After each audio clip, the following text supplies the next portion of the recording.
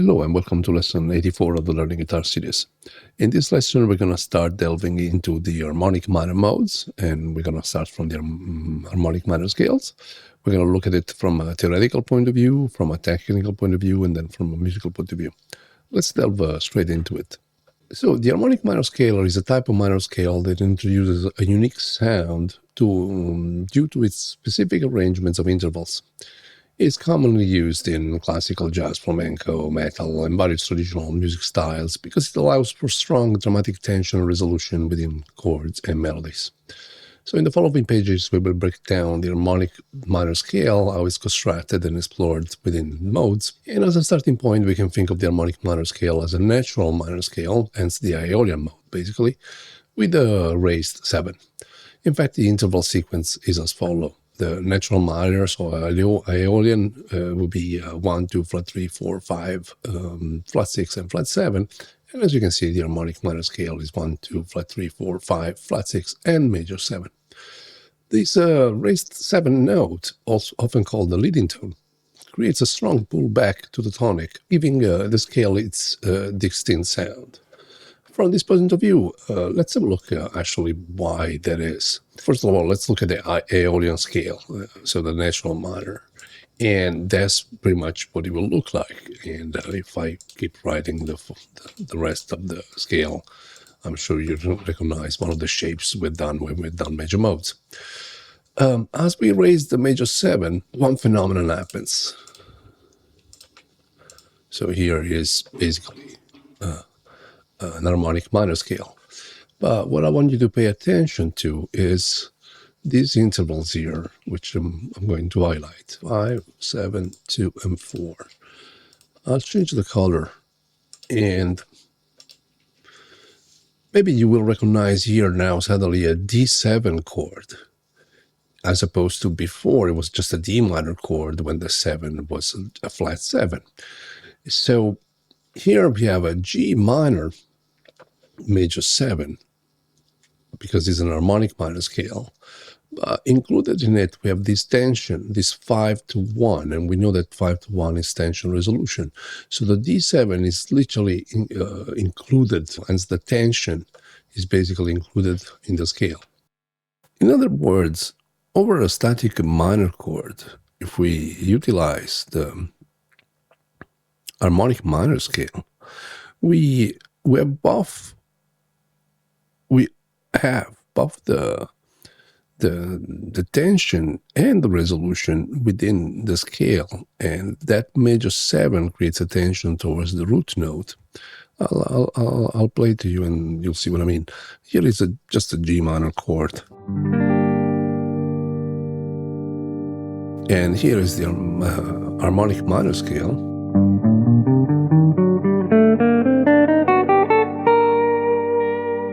And within it, we have, of course, the G minor major 7 arpeggio, but also like the D7 arpeggio. And here is the major 7 that is creating the tension and the resolution. So over a static chord, we can still give a perception of tension resolution by bouncing back and forth in between the G minor triad or extended triad arpeggio and the G7 arpeggios and the D7 arpeggio within the scale.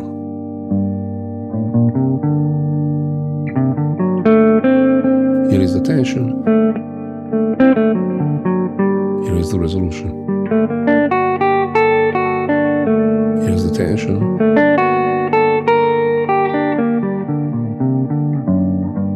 Here is the tension. So that's the major 7. Here is the tension. Resolution, tension.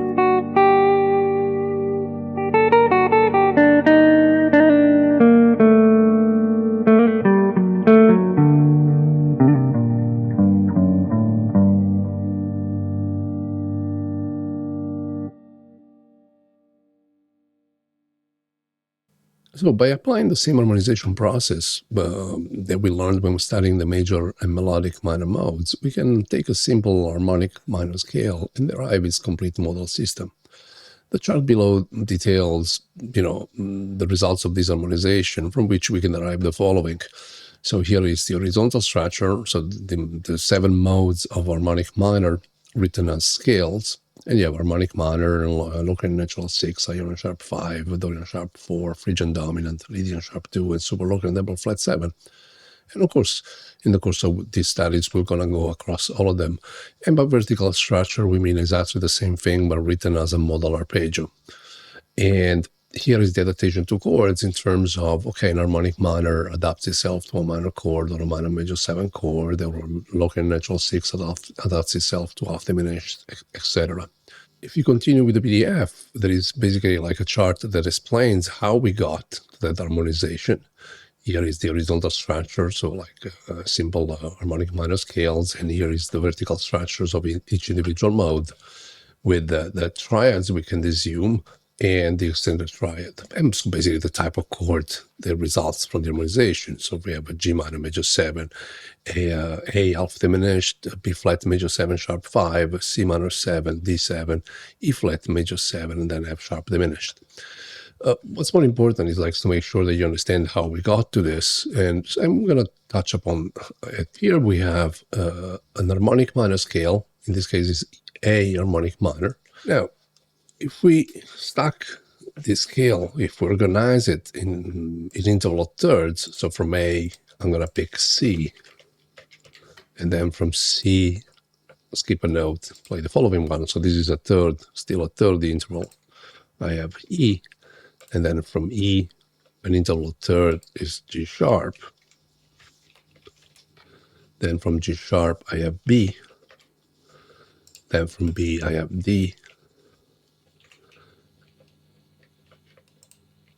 And then from D, we have F. It's basically the same notes organized in a vertical manner, starting from A. And if I use A as a reference now, from a perspective of A, C we know is a flat 3, E we know is a 5, G sharp we know is a major 7, B, because in the second octave we call it a 9, D is an 11, and F is a flat 13. And in fact, that's how we find out that the harmonic minor scale adapts itself to a minor chord or to a minor major 7 chord. And of course, these 9, 11, and flat 13 are the possible extension to that chord. Now, if we look at the second degree this time, so let's do like this. So from B, so stacking a third would mean to play D. From D, we have F. From F, a third is A. From A, third is C. From C, the third is E. From E, the third is G sharp. And again, I have the same kind of horizontal structure starting from B all the way to A, and the equivalent vertical structure. Now, if I think of B as 1, let's read this for a second. If B is 1, from a perspective of B, D is a flat 3. And from a perspective of B, F is a flat 5. A is a flat 7. C is a flat 9. E is an 11th. And G sharp is a 13. So now you can see how the second degree, which we call Locrian natural 6, we think of it as Locrian because if you remember Locrian, it's basically pretty much the same intervals, 1, flat 3, flat 5, flat 7, flat 9, 11, but the Locrian mode has a flat 13 in the arpeggio and the scale, and now we have a natural 13. But this explains how we got to the chart that you'll find on the PDF by simply harmonizing each individual modes, recreating the vertical structures, exactly these ones, and from that to deduce, by looking at the triad, to deduce, okay, 1 flat 3 5 is minor, and 1 flat 3 5 again is minor. 1 flat 3 flat 5 is diminished, 1 flat 3 sharp 5 is augmented, 1 flat 3 5 is minor, etc., etc., etc. And then also extending it to the major 7 or flat 7, so the extended triads, and to look at, okay, the chord number 1 becomes a minor major 7, the chord number 2 is half diminished, chord number 3 is a major 7 sharp 5, etc., etc. Hence, we result in this horizontal structure, which, as I said, is the equivalent of the vertical structure in this organized as a scale. And from the point of view of the harmony theory, that's pretty much it. As always, because we're adopting the cage system, here you have 5 shapes of harmonic minor: shape of E minor, shape of D minor, shape of C minor, shape of A minor, shape of G minor. As I said, in a way, you can start from you could start from Aeolian and figure out all the flat 7 and move them to major 7, but to a certain extent, it's much better if you take harmonic minor for what it is. As it's a new scale and it's a new chapter since we're developing the entire modes. Once again, you have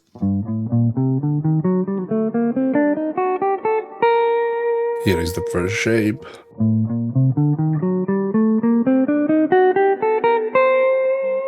Here is the second shape.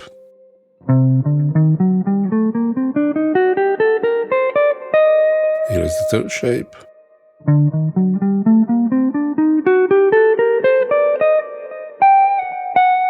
Here is the fourth shape.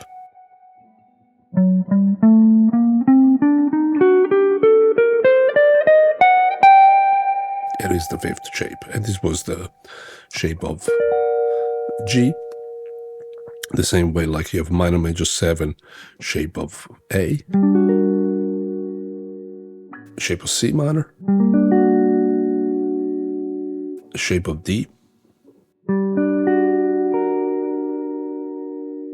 and of course, shape of A, the shape of E.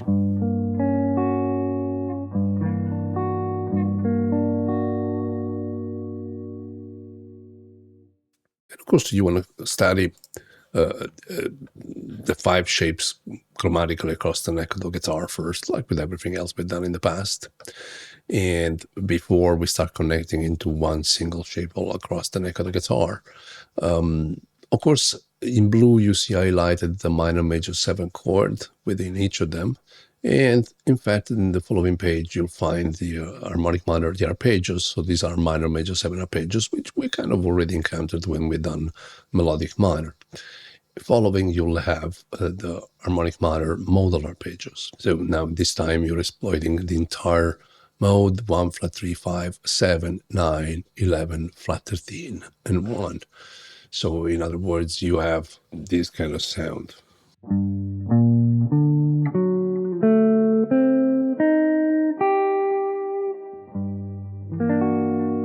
It's basically the entire mode placed as an arpeggio. So again, if I have like a minor or a minor major 7 chord,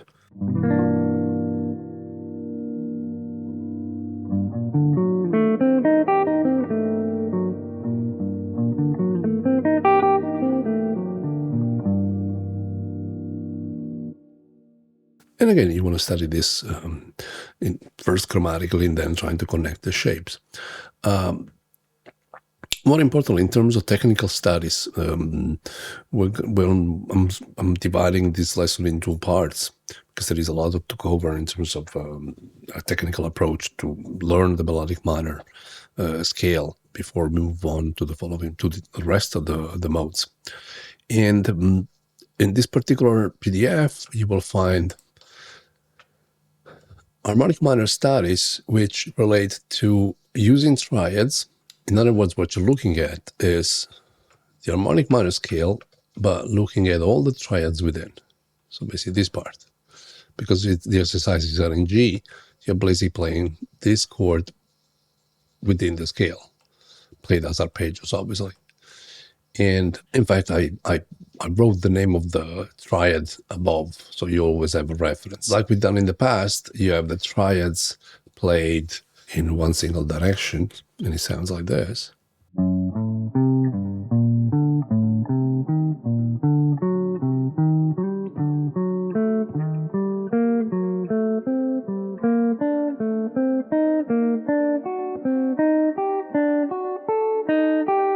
And then backwards.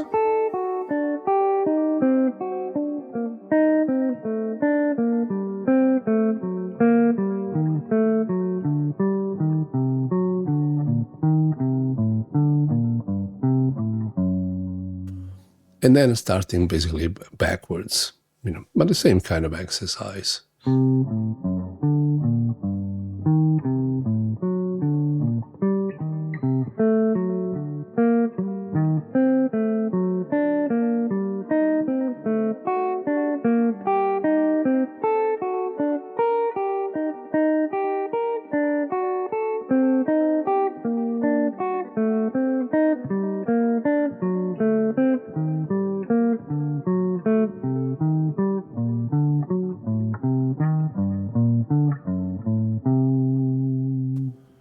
And then you have two more exercises applied to this particular shape, where you're kind of alternating one triad ascending, another the following one descending, etc.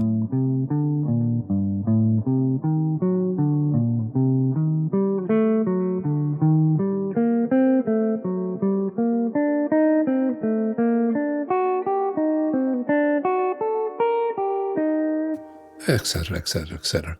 And then you have the same for the shape of D, the shape of D minor, obviously, the shape of C minor, the shape of A minor, and the shape of G minor. Following to this, you have the same kind of approach, but this time we're using extended triad. And in fact, you can see the nature of the chord now is changed in terms that they contain other flat 7, major 7, etc. In this case, instead of going one direction and the opposite, we're simply, familiarizing ourselves with it by ascending with one page or then descending with the following one, etc. So you only have 2 exercises per shape.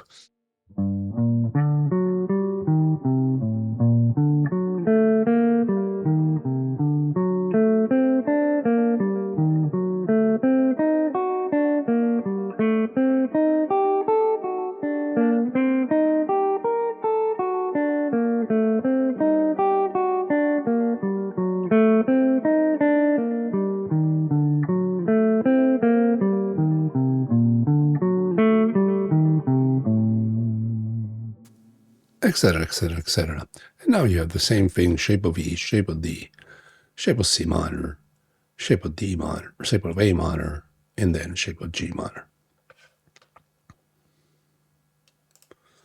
So basically, like we are separating enough the practical exercises we can apply to the harmonic minor scale. In this particular lesson, we're looking at the triads within and the extended triads, because like a period of 3 weeks time is going to give you enough time to assimilate this, but also practice the scale in a musical manner. And in the next lesson, we're going to add more vocabulary by studying all the intervals in group of 3, group of 4, as we did in the past.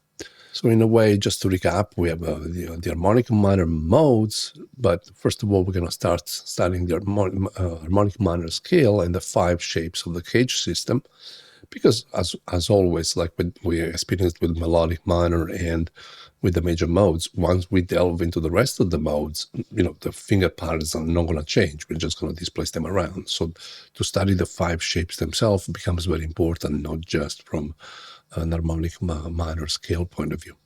Then we looked at the harmony theory, how we kind of harmonized the modes and derived the rest of the chords that belongs to it. And now we're looking at some technical exercises, triads and extended triads within the scale. So just to get, fingers going. And of course, there is also like the diagrams where you can literally study the scales up and down and the arpeggios up and down, etc. It's quite a lot of work, but 3 weeks time should be a good enough interval to start delving into it. There is a backing track also that I'm uploading, and that you can use instead to practice, just from a musical point of view. And as always, I kept it kind of a no-nonsense backing track, so there is only bass drums and some pads. This way you can also practice rhythmic guitar playing, so chords, or lead playing. I'll load the backing track and I'll play like a minute, so you can see what I'm talking about.